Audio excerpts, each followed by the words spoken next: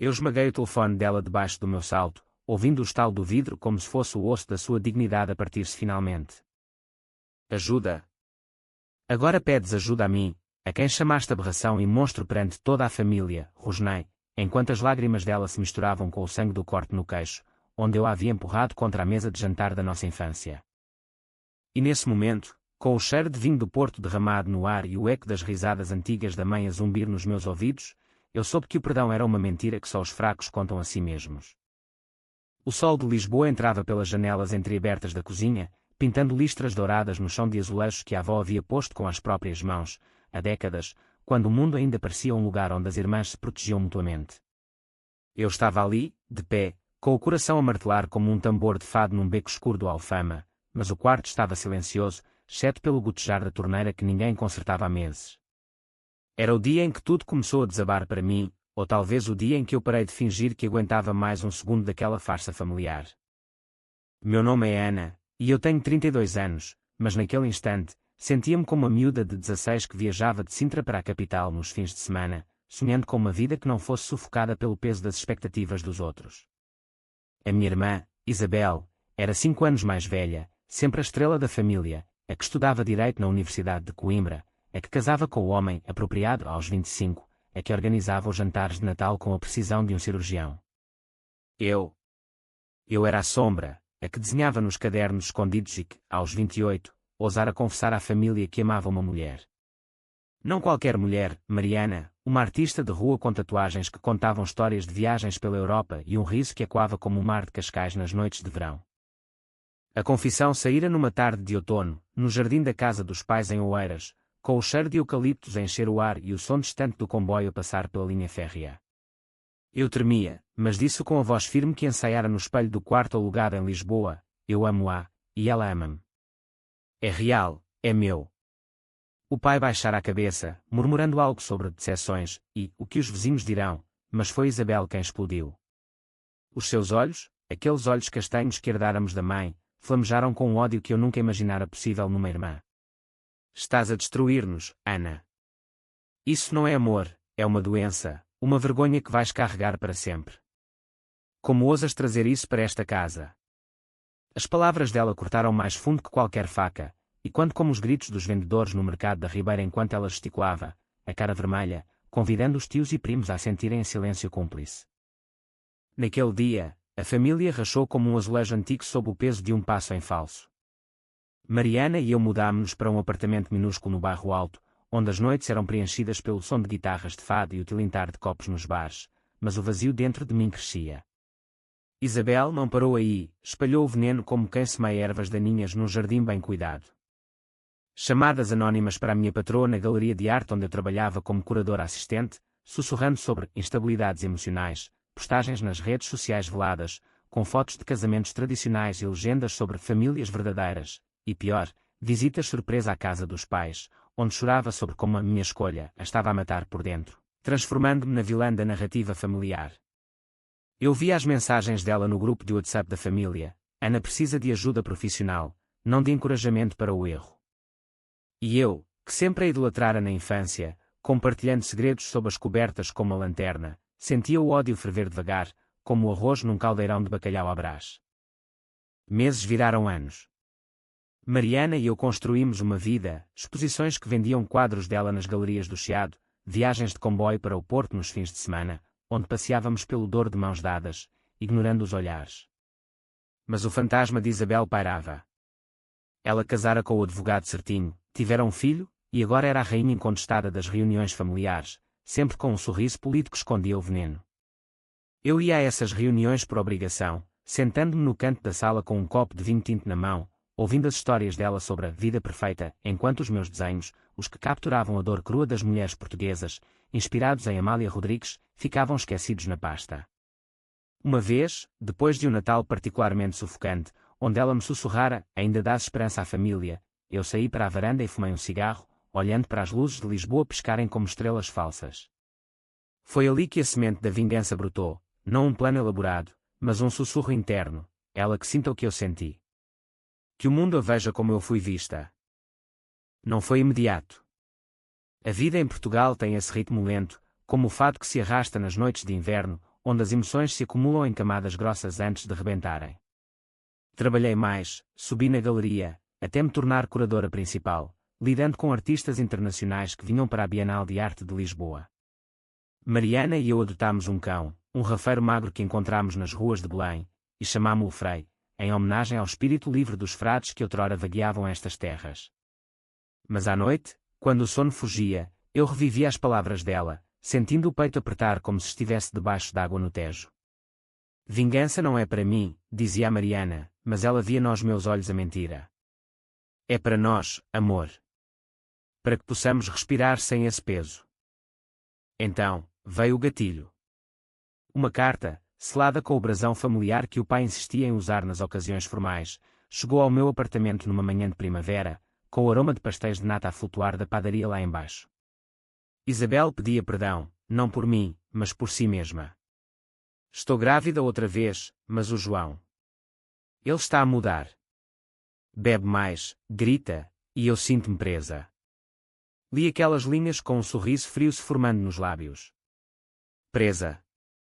Ela, que me havia acorrentado com o seu julgamento. Mas não respondi. Em vez disso, comecei a observar.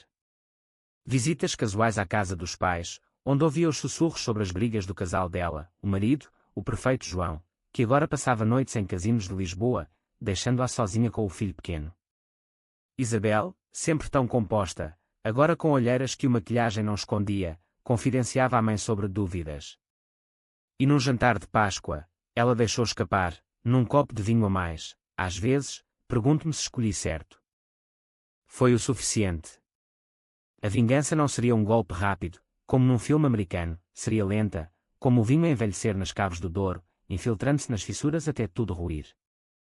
Comecei por contactos subtis, uma amiga comum na advocacia, que eu cultivara na galeria, para quem enviei uma mensagem anónima sobre rumores de infidelidade do João, com detalhes inventados mas plausíveis, baseados nas noites que ele passava fora. Depois, postagens nas redes, de uma conta falsa inspirada em perfis de arte contemporânea, questionando os valores tradicionais que Isabel tanto defendia, com imagens de casais LGBTQ mais felizes em Portugal pós-casamento igualitário. Nada direto, mas o suficiente para que os comentários começassem. Não era ela que criticava essas escolhas. Os tios, os primos, os vizinhos de Oeiras, o veneno que ela semeara voltava agora como uma tempestade. Isabel ligou-me uma semana depois, a voz trêmula no telefone, como se estivesse a engolir vidro. Ana, ouvi coisas. Sobre o João. É verdade. E aquelas postagens? Pareces tu. Ri-me baixinho, fingindo surpresa. Eu? Mana, eu só vivo a minha vida. Talvez devesses olhar para a tua. Desliguei, sentindo o primeiro gosto verdadeiro de poder, não o poder de destruir, mas de equilibrar a balança que ela havia inclinado tanto contra mim. As semanas seguintes foram um turbilhão controlado. O João, confrontado pelos rumores que se espalhavam como fogo em mato seco, começou a acusá-la de paranoia, gritando nas noites que ecoavam até à rua. Isabel, grávida e vulnerável, procurava refúgio na casa dos pais, mas até lá as conversas haviam mudado. O pai, outrora silencioso, agora murmurava sobre escolhas que voltam para morder. Ela aparecia nos jantares familiares com o rosto inchado, forçando sorrisos enquanto o filho chorava no colo, e eu. Eu sentava-me do outro lado da mesa, servindo-me de mais uma fatia de queijo da serra, observando o colapso dela como uma curadora observa uma escultura a ganhar forma. Numa noite chuvosa de maio, quando o Tejo inchava com as águas do inverno tardio, ela bateu à minha porta. O apartamento estava quente, com o cheiro de ensopado de grão de bico que Mariana preparara, e Frei latiu baixinho ao vê-la ali, encharcada, os cabelos colados ao rosto como algas no areal de ericeira. Ana, por favor. Entra. Preciso de falar. Deixei-a entrar, não por piedade, mas por curiosidade, queria ver até onde o orgulho dela aguentava. Sentámo-nos na sala, com as paredes cobertas de quadros de Mariana, cenas de mulheres livres em paisagens portuguesas selvagens, e ela desabafou, o João a confessar uma aventura com uma colega de trabalho, os sogros a pressionarem por divórcio para proteger a família, e pior, o medo de criar o filho num lar partido, e quando as escolhas erradas, que ela mesma havia julgado. Eu fui cruel contigo, Ana. Desculpa. Ajuda-me, como irmã.